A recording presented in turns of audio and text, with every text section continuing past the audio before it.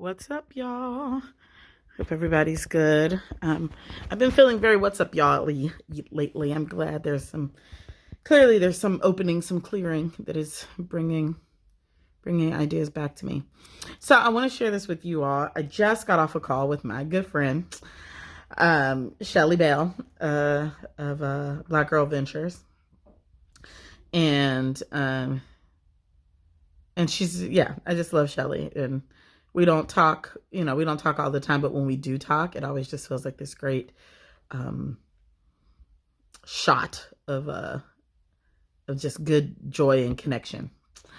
But anyway, we were talking about this, like the process of like listening to guidance, intuition, spirit, whatever it is that you call the thing that ain't you. And so let me first say this. If all of your energy and all of the experience of your life is only directed by you, that's a hard, heavy, exhausting way to exist. And to me, just a way that feels very defeatist. And it's one of the things I think that I certainly see as deeply tied to white supremacist delusion and patriarchy. And capitalism. All of those systems are really, really into you as the, individual, you as the master of your own ship, right? As if your ship is not beholden to the wind, and that you don't have shit to do with how the wind blows, right? And whatever it is that creates the wind, sometimes you got to be in relationship to that. And I find that, the wind is the universal energy that I don't have any control over, right? That there are things in life that I don't have any control over. And yet I am operating in my life from a place of understanding that the wind is here, that the wind has something that I can benefit from, and that the wind doesn't blow for me, right? But the wind's blowing is assistance to me. The sun doesn't shine for me, but the sun offers assistance to me, right? And sometimes in the relationships and in my relationship with that energy, that source, that universal dynamic that, I don't have any control over and that controls things that are outside of my control. And I call that source both the universe. I also call it God. I call it spirit. I call it creator. I call it a lot of things. And you can call it whatever you want to call it. But there is something or things that move and create that you don't have no control over. But that do offer you assistance in your journey, that do offer you help on your pathway. And one of the things that I can do, and I think that we all often do, is that we try to micromanage that force, right? I mean, and it's human nature, right? Because we want to know how things work, right? And so we study the sun and light rays and photosynthesis because we want to know how the sun makes plants grow, right? And we want to know how the wind creates energy. And we want to know how, and some of that is so that we can harness it to use it more intentionally. And some of that is about our instinct to dominate, right? Our instinct to control that which we don't have no control over. But one of the things that I was having in this conversation with Shelly was part of the problem is our desire to micromanage the universe, right?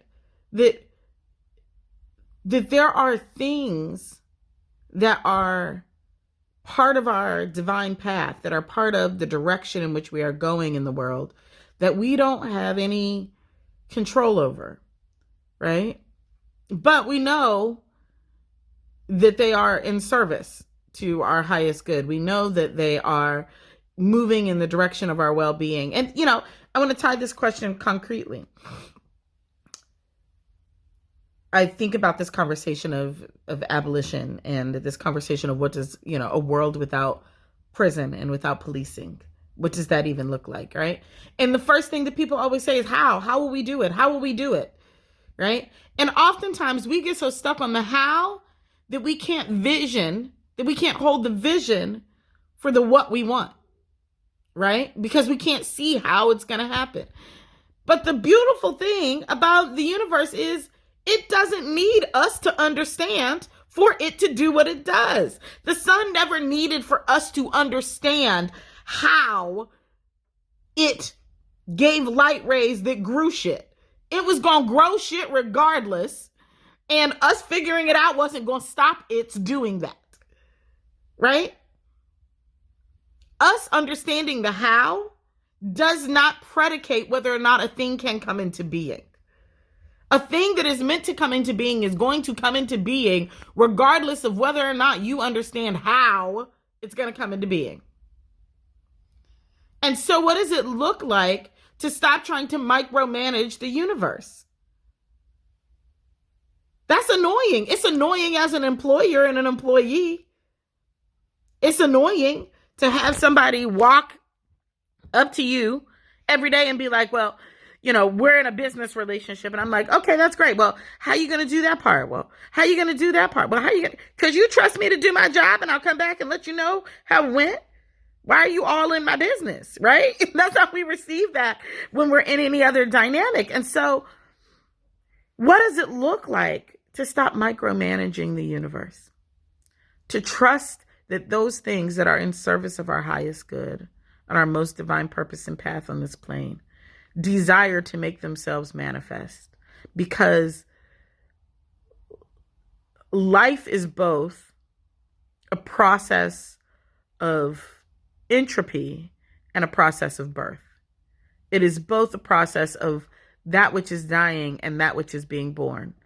And that which is being born is going to be born. Regardless. It's going to be born because it desires to come into being. And you don't have to know how. You don't have to know how. Right? It just does. Because that is the process of life. And so I invite you today to look for the places where you've been micromanaging the universe and stop. Right? And give yourself a break from that. And step into the trust that the wind will blow. All right? And that should you simply be in tune enough to make sure that your sails are hoisted in the right direction, you will get to your destination. That the sun will shine.